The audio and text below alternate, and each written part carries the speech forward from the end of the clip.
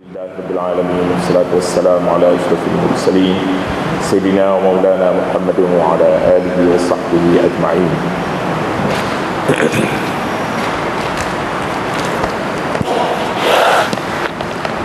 Pagi ini kita baca ayat 138. A'udzu billahi minasy syaithanir rajim.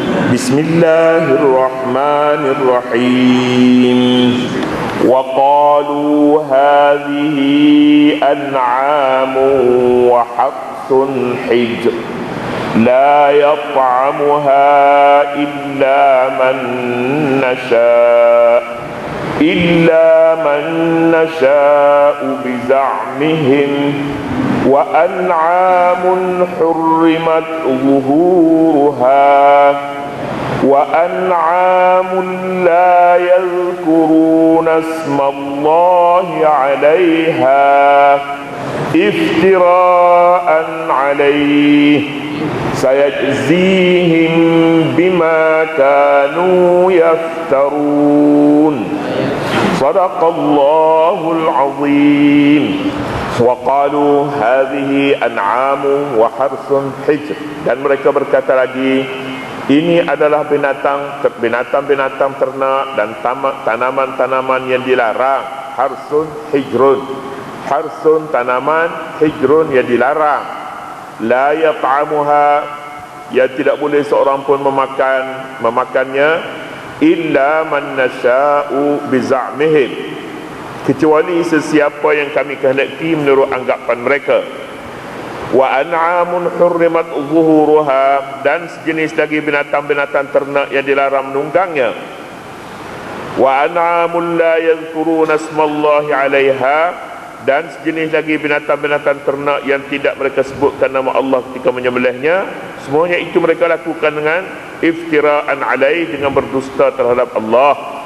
Sayajzihim bima kanu yaftarun, Allah akan membalas mereka disebabkan apa yang mereka telah ada-adakan. Ayat ini pula berbicara tentang adat dan akidah jahiliah, kepercayaan jahiliah yang sesat. Sesudah mereka berwalikan syaitan, masih lagi dalam berwalikan syaitan. Apabila seorang ini sesat akidahnya, sesat, dia membenihkan berbagai-bagai kesesatan selepas daripada itu. Dia boleh membawa kepada perkara-perkara yang tidak masuk akal. Tak masuk akal sebab mereka jika dipergunakan akal yang bersih suci akan menemukannya dengan Allah, akan menemukannya dengan syirik itu sebagai satu kotoran dalam akidah. Tetapi apabila akal ini tidak suci, akal mempercayai kepada syaitan, boleh memberi kesan, boleh memberi faedah, boleh memberi pertolongan, akan lahirlah pula perkara-perkara yang tidak masuk akal. Perkara termasuklah perkara yang boleh makan, tak boleh dimakan, perkara yang tak boleh dimakan, boleh dimakan, yang boleh disebut, tak boleh disebut, yang tak boleh disebut, boleh disebut. Pasal apa? Pasal syaitan. Artinya asyirku yufrizu syirka al-aksar. Syirik boleh melahirkan berbagai-bagai syirik, anwa'us syirki. Ini jahiliah dahulu. Jahiliah mereka bahagikan binatang-binatang mereka, ada yang boleh dimakan, ada yang boleh dimakan. Ada yang mesti dibiarkan saja, dipanggil saibah, dibiarkan, dia boleh makan di mana-mana pun. Boleh makan, boleh masuk pagar orang, boleh makan tanaman orang, boleh. Apabila binatang mereka itu beranak pada kadar-kadar yang tertentu, 6 ekor ke 7 ekor ke dah, sudah beranak, jadi dia jadi raja. Dia boleh jadi raja, kemudian dia boleh makan di mana-mana saja, tak ada halangan. Lepaskan saja air siapa dia nak minum, makanan apa saja, pokok apa, rumput mana saja. Ini satu kepercayaan yang salah. Demikian jugalah mereka ini ada yang disembelih pulanya untuk jin, untuk syaitan. Ada yang sembelih boleh dimakan, ada yang tak boleh dimakan. Ada tanaman boleh dimakan. Oh, cukup payah apabila manusia ini berwalikan jin. Ini kepercayaan jahiliah dahulu. Barangkali kepercayaan yang seumpama itu, kalau dilihat dalam masyarakat kita pun banyak sebenarnya, cuma kita berasa ini perkara itu dah jadi satu adat yang kita lupakan. Saya tak tahu tempat lain. Tempat saya dia ada satu, tapi sekarang ni tak ada dah. Saya ingat kecil dulu Siang hari boleh sebut ular. Ular boleh sebut pada siang hari. Apabila waktu maghrib, mula maghrib sampai pagi besok, ular tak boleh sebut ular. Tak boleh. Dia sebut cewek. Cewek. Saya tak tahulah tempat lain. Cewek. Kebetulannya ini kalau betul-betul lah, ada satu orang tu dia katanya dia pergi mengaji Quran malam. Ular tak boleh sebut malam. Dalam Quran dia ada ular. Ulaika ala hudan. Macam mana nak baca macam mana? Siang hari tak boleh baca, buat siang hari boleh lah. Ulaika ala hudan. Malam? Malam macam mana? Tak boleh mengaji yang malam. Tak boleh, pasal ada ayat tu kamu tak boleh sebut. Tak sebut ular tu, tak boleh sebut malam. Kena sebut cewek. Cewek juga. Cewek ikan lazim. Macam tu. Tengok betapa sesatnya manusia apabila meletakkan. Sebab apa? Mengapa begitu? Sebabnya hayawan ini sebenarnya, hayawan ini kadang-kadang dia berupa syaitan, berupa jin. Kita nampak jin, kita nampak syaitan, kita nampak menatang panjang tu, tapi hakikatnya tidak, benda lain dia datang berupa. Ini memang betul. Kadang-kadangnya benda-benda yang hitam ni, benda hitam, hayawan hitam kita lihat, dia merupakan barangan lain yang berupa dalam bentuk lain, makhluk halus. Dan banyak lagi lah lain daripada itu pun, banyak lagi. Jadi ini di antara satu perkara yang cukup aneh sebenarnya berada dalam masyarakat kita. Mungkin hari ini pun ada lagi setengah kampung pedalaman, bagi setengah orang yang tak duduk di rumah, tak duduk di kampung, dia tak kenal dengan budaya tok nenek dia. Kalau duduk di kampung, dia tahu ini perkara yang tak boleh disebut. Ada lagi benda-benda lain tak boleh disebut. Masuk dalam hutan jangan sebut, ya. Jangan sebut binatang tu dengan namanya sendiri. Yang semuanya sebut barang panjang. Tak apa, yang panjang. Barang panjang tu apa benda? Banyak barang-barang panjang, pokok buluh panjang. Tak, barang panjang adalah khas yang tertentu. Barang-barang berupa barang-barang macam tu. Harut. Dalam masyarakat kita pun ada lagi yang tepung tawar tu apa perkara, yang beras kunyit tu apa perkara, ditabur di seluruh rumah tu apa perkara, mandi motoka dengan air tawar tu apa perkara. Ini perkara-perkara yang perlu dirujuk kepada sunnah dan bid'ah. Ini di sini pokoknya Muhammad bin Abdul Wahhab dia melihat masyarakat Hijaz pada ketika ini pun cukup banyak bid'ah dan khurafat, lalu dia turun padang menghapuskan segala bid'ah dan khurafat ini. Ini aulawiyat, perkara utama bagi dalam ajaran Muhammad bin Abdul Wahhab. Buang syirik. Ini perkara pertama sekali. Kemudian masalah fiqh Muhammad bin Abdul Wahhab tidak sangat syirik dulu, kerana di sini dakwahnya bertolak.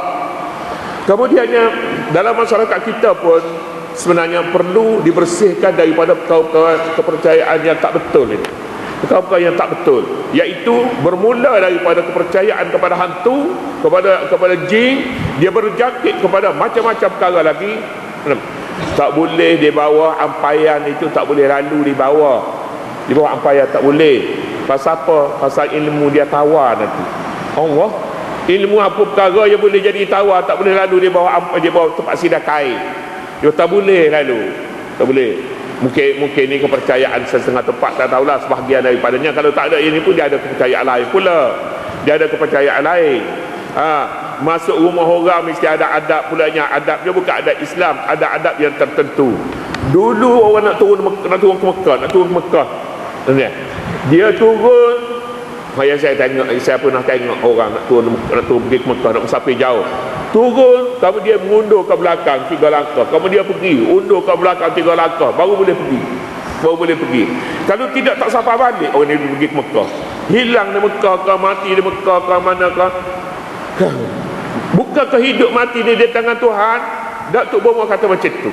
Tok Bomo kata turun 3 langkah, kemudian mundur ke belakang, kemudian pergi pula, mana baru pergi. Dulu. Sekarang ni ada lagi pulanya. Sekarang ni pun ada setengah. Sekat hujan. Dia bawa baru kes baru. Satu Tok Bomo tu mari dia nak buat satu majlis. Dia kata baru. Dia letak pasu. Pasu ni kononnya dia menghalang sekat hujan. Tiba-tiba sebelum daripada majlis ini, dia adalah polis datang, dia tengok ada bom mana-mana macam akhir ni. Tengok pasu luar biasa ni, pasu ni. Ingatnya bom tidak, pasu tu bom nak sekat hujan kata mereka. Allah, tengok dia jadi masalah. Buang nanti tak boleh apa boleh. Buang.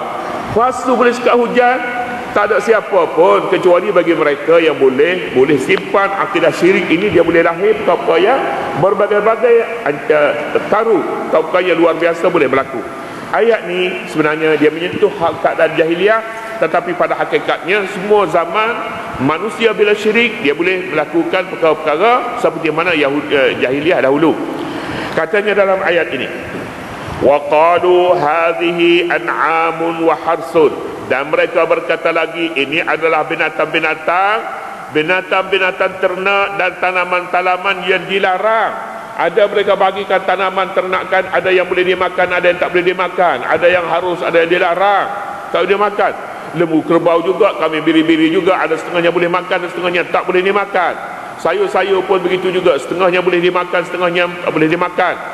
Yang tak boleh dimakan tu adalah sebab-sebabnya kalau binatang ni dia kira atau ukuran anak dia beranak dah berapa perut, berapa kali dah bersalin. Kalau dah cukup bersalin, cukup kadar, kemudian anak dia ni ibunya masih segar, masih sihat, kemudian binatang anak-anak dia boleh hidup balik, berapa laki-laki, berapa perempuan, berapa betina, lembu pun dia boleh jadi raja. Dia boleh raja. Pasal apa? Dia sudah cukup, dia punya khidmatnya melahirkan 7 kali beranak misalnya. Jahiliah kau ni, jahiliah. Wa hijrun la yat'amuha illa man nasha'u biz'mihim. Mana benda itu tak boleh dimakan, tak boleh makan kecuali sesiapa yang kami kehendaki. Yang dibenar oleh jahiliah boleh dimakan.